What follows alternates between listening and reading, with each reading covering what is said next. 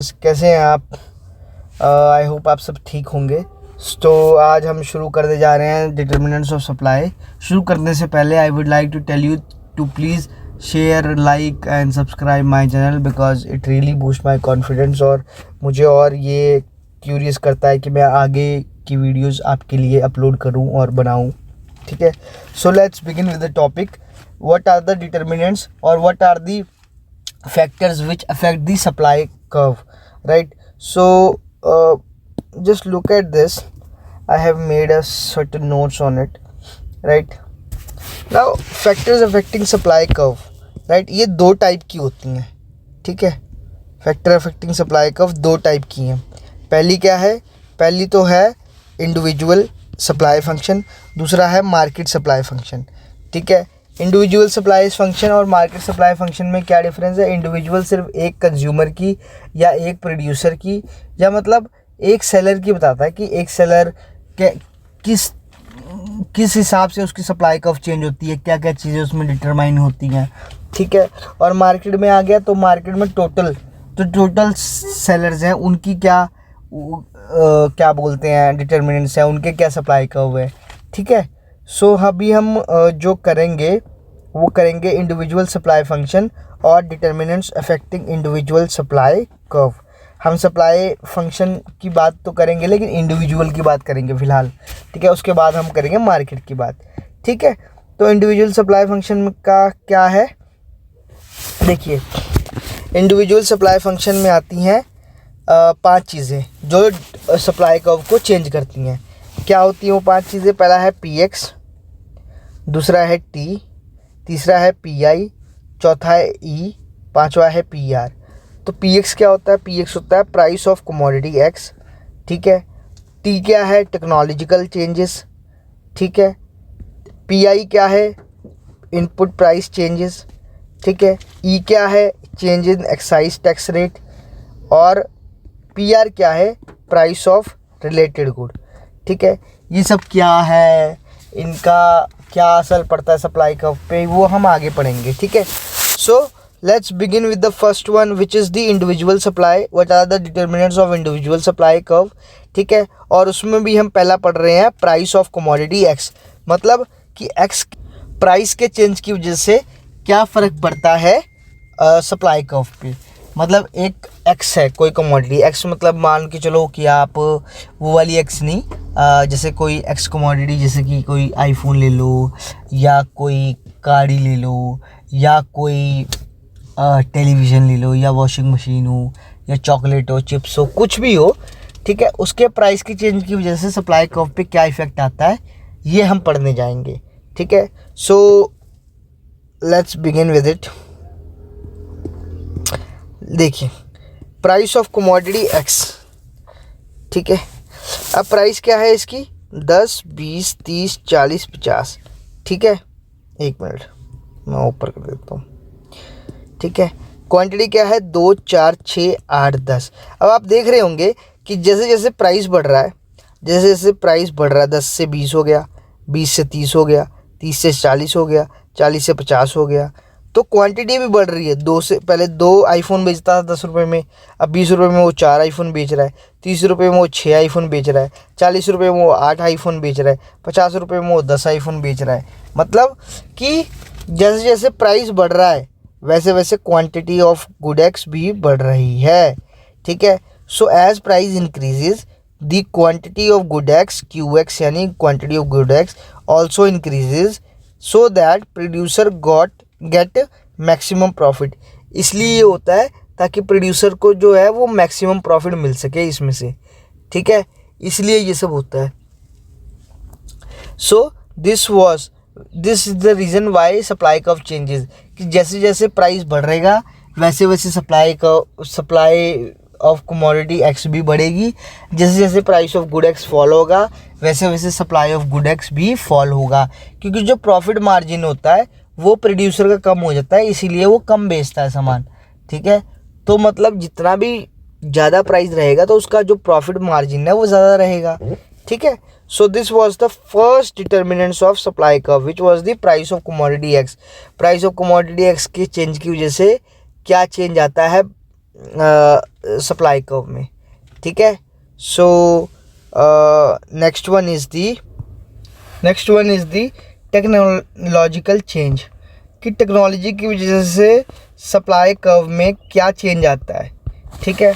So science and research laboratories around the world are as well as business firms look for a new technologies और method that reduce the cost of production।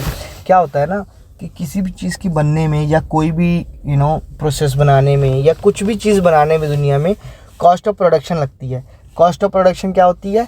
Land, labour, capital, entrepreneur, ये सब आते हैं, parts हैं, हिस्से हैं किसके?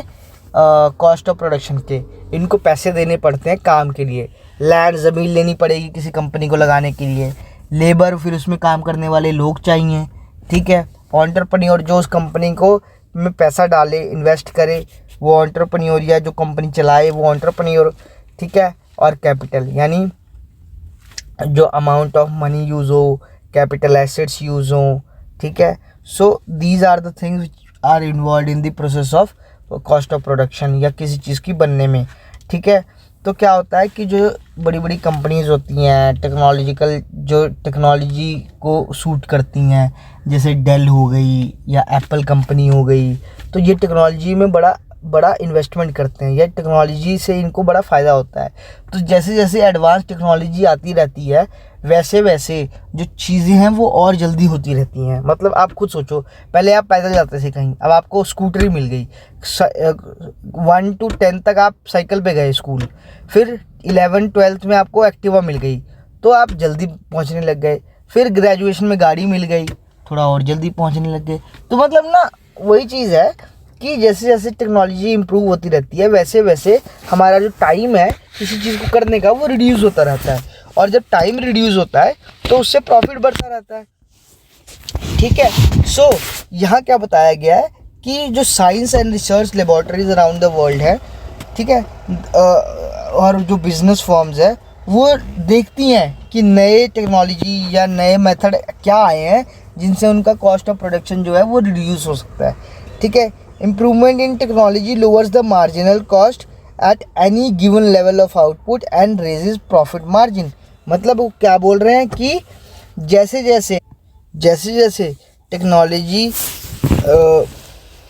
Improve होती रहती है, वैसे वैसे हमारा जो मार्जिनल कॉस्ट है वो कम होता रहता है। मार्जिनल कॉस्ट मैंने आपको बताया पहले भी, marginal cost is the extra cost या एडिशनल कॉस्ट जो लगती है इन the process of cost of production, in the process of production, ठीक है। सो जैसे जैसे टेक्नोलॉजी इम्प्रूव होती रहती है, वैसे वैसे जो मार्जिनल कॉस्ट है वो कम होती रहती है, ठीक है, at any given level of output and raises the profit margin. उससे क्या होता है कि प्रॉफिट जो है वो बढ़ता रहता है प्रोड्यूसर का, ठीक है। एज ए रिजल्ट प्रोडक्शन, जिसकी वजह से क्या होता है कि प्रोडक्शन और इंक्रीज़ होती है और सप्लाई और इंक्रीज़ होती है। तो यहाँ पे देखिए, यहाँ पे बना रखा है कि प्राइस 10 है, ठीक है, क्वांटिटी 4 है। टेक्नोलॉजी इंप्रूव हो गई, प्राइस 10 ही रहा क्वांटिटी उसका, आइटम का, लेकिन क्वांटिटी बढ़ गई, 8 हो गई अब, ठीक है। With improve technology supply curve shifts to the right indicating increase in supply from SS to SS1, ठीक है। सो सप्लाई कर्व कहाँ से शिफ्ट हुई? From SS to S1 S1, ये राइट वर्ड शिफ्ट हो गया सप्लाई कर्व। क्यों? क्योंकि टेक्नोलॉजी अच्छी हो गई। टेक्नोलॉजी अच्छी की वजह से देखिए सिंपल सा है कि टेक्नोलॉजी इंक्रीज़ हुई, उससे सप्लाई इंक्रीज़ हो गई, सप्लाई से आपका प्रॉफिट बढ़ गया, ठीक है। This is the rightward shift. Price same ही है कमोडिटी का, 10 का 10 ही है, 10 रुपये में भी बिक रही है, मगर ज़्यादा बिक रही है। तो जो मार्जिन है प्रॉफिट का वो ज़्यादा मिल रहा है प्रोड्यूसर को, ठीक है। और दूसरी तरफ क्या है, मान लीजिए कोई जो प्रोड्यूसर है वो एक आउटडेटेड टेक्नोलॉजी ले आए, ठीक है, ऐसी टेक्नोलॉजी जो मार्केट में भी एग्जिस्ट ही नहीं करती।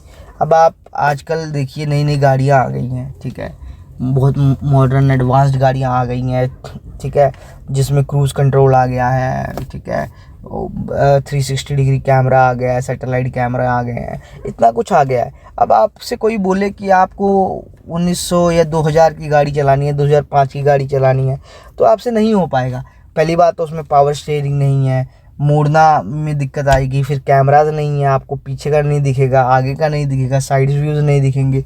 सो these are the things which makes the things complicated for the new generation if they use the old or outdated technology. ठीक है. So if the technology deteriorates, मतलब टेक्नोलॉजी ख़राब है या आउटडेटेड है, मार्जिनल कॉस्ट राइज हो जाएगा. ठीक है. जिससे प्रॉफिट मार्जिन क्या होता है, कम हो जाएगा. ठीक है. उससे क्या होगा, प्रोडक्शन कम हो जाएगी. उससे क्या होगा, सप्लाई कम हो जाएगा. और उससे क्या होगा, अभी हमारी जो सप्लाई कर्व है वो लेफ्टवर्ड शिफ्ट हो जाएगी. देखिए ना, 10 था प्राइस, पहले 8 आइटम बेचते थे, टेक्नोलॉजी अच्छी थी. और टेक्नोलॉजी ख़राब हो गई तो 4 आइटम्स बेच रहे हैं, तो हम पीछे आ गए, तो हमारी सप्लाई कर्व पीछे चलेगी. ठीक है. उससे क्या होगा, प्रॉफिट मार्जिन कम हो जाएगा. प्रॉफिट मार्जिन कम हो गया तो भाई आप पैसे ही नहीं है, मतलब फिर आपके पास आप प्रोडक्शन कहाँ से और करेंगे, प्रोडक्शन करने के लिए भी पैसे चाहिए ना. ठीक है. So this was the second one determinant which is the technological shift और technological change in supply curve. ठीक है. Third one is the input price changes. Input price क्या होता है, कॉस्ट ऑफ प्रोडक्शन में जो प्राइसेस लगती हैं, इनपुट प्राइस उनको हम बोलते हैं. ठीक है. वो फैक्टर प्राइस भी हो सकते हैं, नॉन फैक्टर प्राइस भी हो सकते हैं. फैक्टर प्राइस मतलब जो फैक्टर ऑफ प्रोडक्शन में यूज़ हो रहे हैं, जैसे कि लैंड, लेबर, कैपिटल, एंटरप्रेन्योर, ये 4-5 चीज़ें फैक्टर प्राइस के अंदर आती हैं. ठीक है. और नॉन फैक्टर प्राइस का मतलब क्या होता है, नॉन फैक्टर प्राइस का मतलब होता है कि वो प्राइस जो जैसे कि अपार्ट फ्रॉम फैक्टर प्राइस के लग रहा हो, जैसे कि एडवर्टाइजमेंट कॉस्ट. मान लो आपने कोई गाड़ी बनाई. ठीक है. या तो BMW नई गाड़ी लॉन्च करती है तो एडवर्टाइजमेंट देती है ना, या आईफोन नया आ गया 16, 17, 18 जो भी आते रहेंगे उसकी एडवर्टाइजमेंट आती है ना, वो तो अलग से है, मतलब वो उसके अंदर नहीं जोड़ा जाता है, मतलब वो से it is a part of selling cost कह लीजिए, एडवर्टाइजमेंट कॉस्ट कह लीजिए, but it is not a part of factor cost. ठीक है. या फैक्टर प्राइस का मामला नहीं है वो. ठीक है. So change in price inputs also affect the marginal cost, hence supply. मतलब कैसे चेंज डिटरमाइन करता है ये. मान लीजिए कि इनपुट प्राइस कम हो गया. ठीक है. इनपुट प्राइस कम हो गया. ये आसपास ना यार कुत्ते बहुत हैं, क्या करें. एक्चुअली एक अंकल जी उनको खाना खिला रहे हैं, वो बेचारे खा रहे हैं, तो मतलब वो होता है ना कि तू नहीं खाएगा मैं खाऊंगा, वो वाला हिसाब किताब चल रहा है इनमें. ठीक है. सो ध्यान मत दीजिए, इस पे ध्यान दीजिए कि मान लीजिए इनपुट प्राइस फॉल हो गया. ठीक है. कैसे फॉल हुआ, मान लीजिए कुछ भी रीज़न XYZ रीज़न है कि फॉल हो गया, तो मार्जिनल कॉस्ट भी फॉल हो जाता है और प्रॉफिट मार्जिन इंक्रीज़ हो जाता है. मतलब जो एक्स्ट्रा कॉस्ट हमारी लग रही थी किसी चीज़ को बनाने में वो कम हो गई है. उससे क्या होगा, मेरा प्रॉफिट मार्जिन बढ़ जाएगा, है ना. प्रॉफिट मार्जिन बढ़ गया. As a result of production rises and supply rises, the supply curve shift towards right. तो उससे क्या होगा, सप्लाई कर्व जो है वो राइट वर्ड शिफ्ट हो गई. देखिए प्राइस है 10, क्वांटिटी है 4, प्राइस है 10, क्वांटिटी है 8. क्यों ये बढ़, क्योंकि क्वांटिटी इसलिए बढ़ गई क्योंकि हमारा जो इनपुट प्राइस है वो गिर गया है. मतलब मान लीजिए इनपुट प्राइस फैक्टर कॉस्ट लग रही थी कोई लेबर की, हमने एक ऐसा AI इंट्रोड्यूस कर लिया, AI मॉडल, जिससे लेबर की ज़रूरत ही नहीं पड़ रही हो, वो खुद ही की मशीन काम कर दे रही हो, या वो टेक्नोलॉजी है इतनी एडवांस्ड हो, है ना.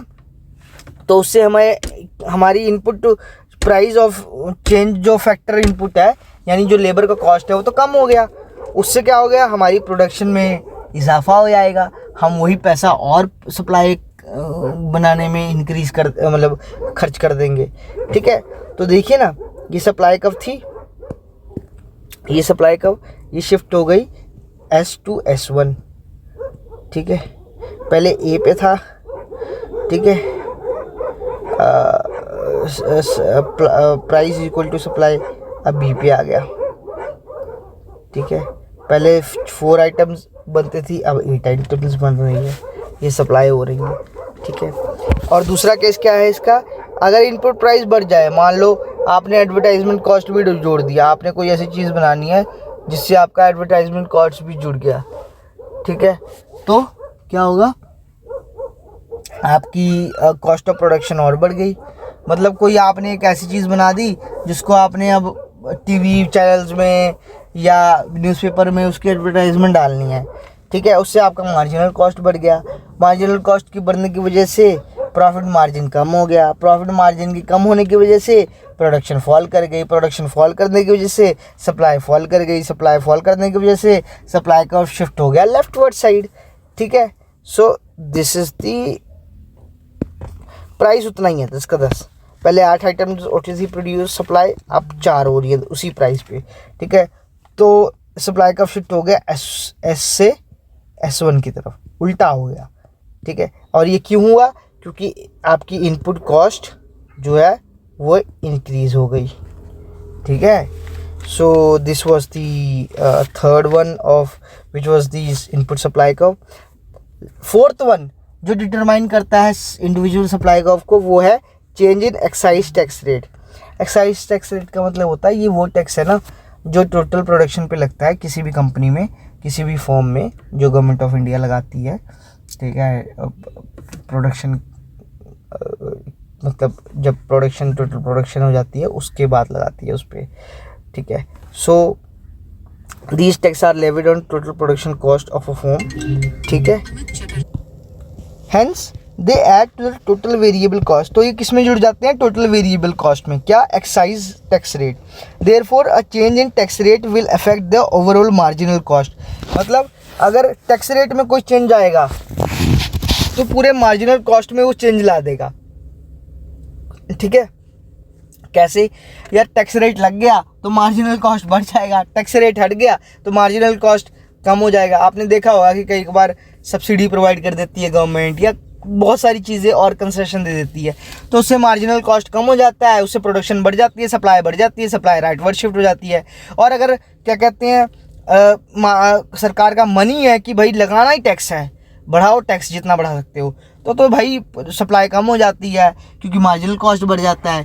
तो फिर सप्लाई ज़्यादा हो गई, सप्लाई कम हो गई तो वो लेफ्टवर्ड शिफ्ट हो जाएगी, ठीक है। सो आइए करते हैं कि इफ़ टैक्स रेट डिक्रीजेज, अगर टैक्स रेट कम हो गया तो मार्जिनल कॉस्ट डिक्रीज हो जाएगा, मार्जिनल कॉस्ट कम हो जाएगा, प्रॉफिट मार्जिन जो है वो इंक्रीज हो जाएगा। The production rises and supply curve rises increases, मतलब प्रोडक्शन बढ़ जाएगी, सप्लाई कर्व इंक्रीज हो जाएगा और सप्लाई कर्व शिफ्ट हो जाएगा from SS to SS1, S1, ठीक है। सो यहाँ हम देख सकते हैं कि प्राइस तो सेम ही है 10-10, लेकिन सप्लाई बढ़ गया। क्यों बढ़ गया? क्योंकि जो अपनी एक्साइज टैक्स है वो कम हो गई है या वो ख़त्म कर दी है, तो हमारी सप्लाई कर्व कहाँ शिफ्ट हो गई? S टू S1, ठीक है। ये डायग्राम आप ध्यान से बना लीजिएगा, ठीक है।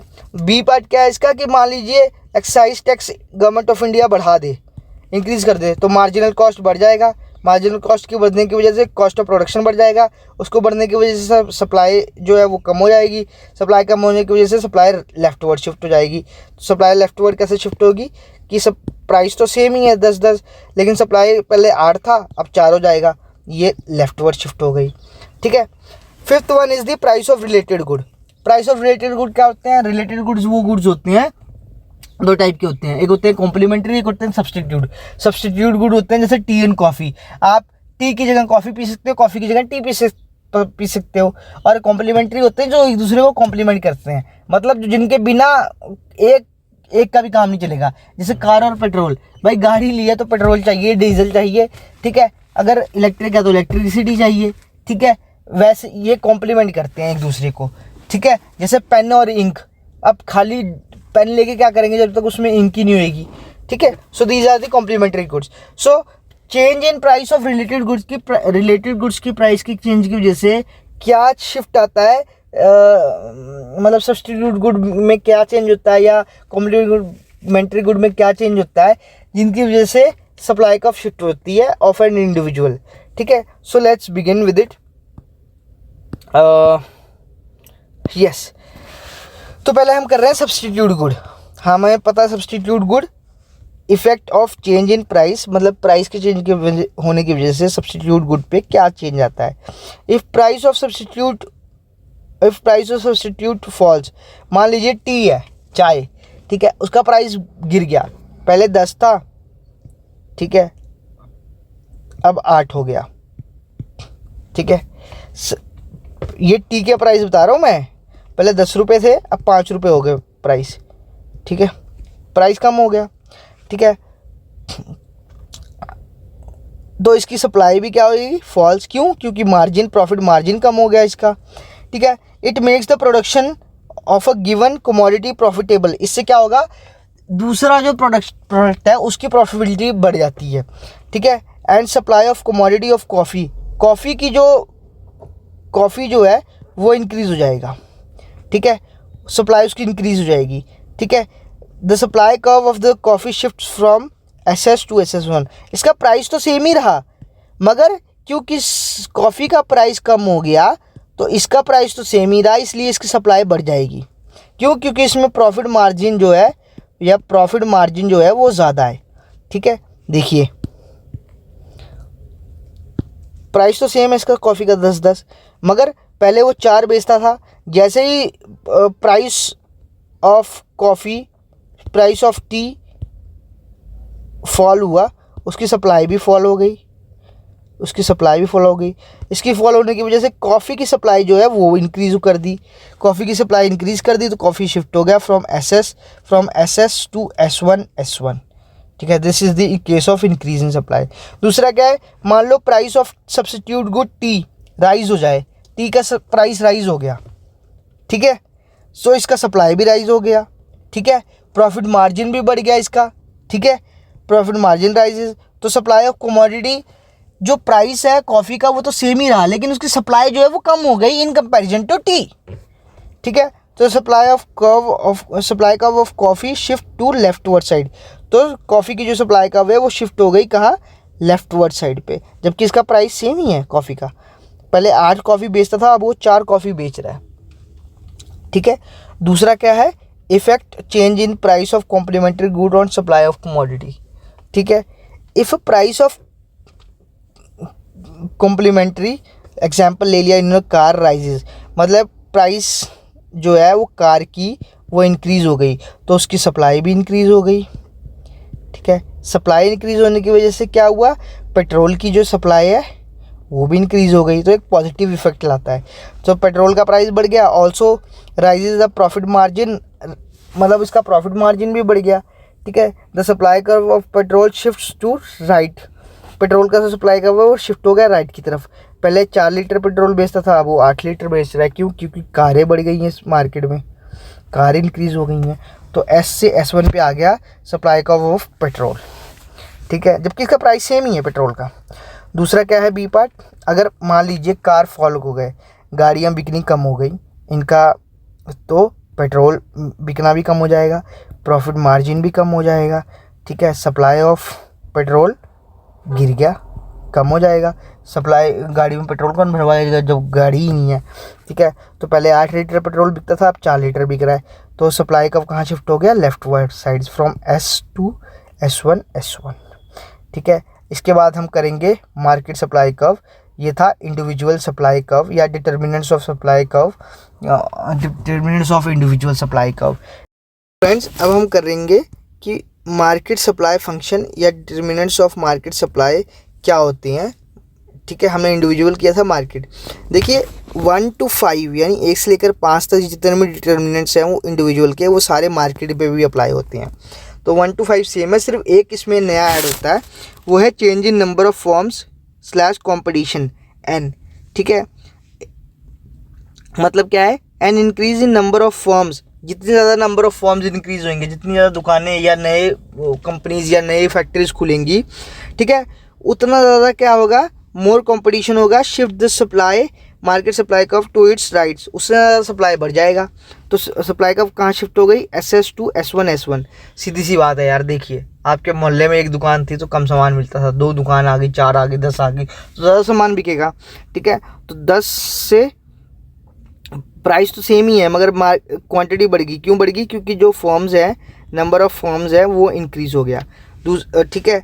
तो फ्रॉम SS टू S1 ये हो गया increase in supply curve, right word shift हो गया, ठीक है। और दूसरा क्या है, मान लीजिए नंबर ऑफ फॉर्म्स कम हो गई, ठीक है, decrease in number of forms, ठीक है। Shift the market supply curve to its left from SS to S1, ठीक है। सो S से S1 पे चली गई। क्यों?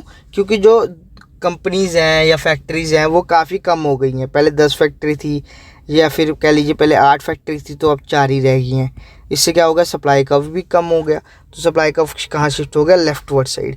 So this were the individual determinants of individual supply curve and determinants of market supply curve. So I hope आपको लोगों को सारा कुछ क्लियर हो गया होगा।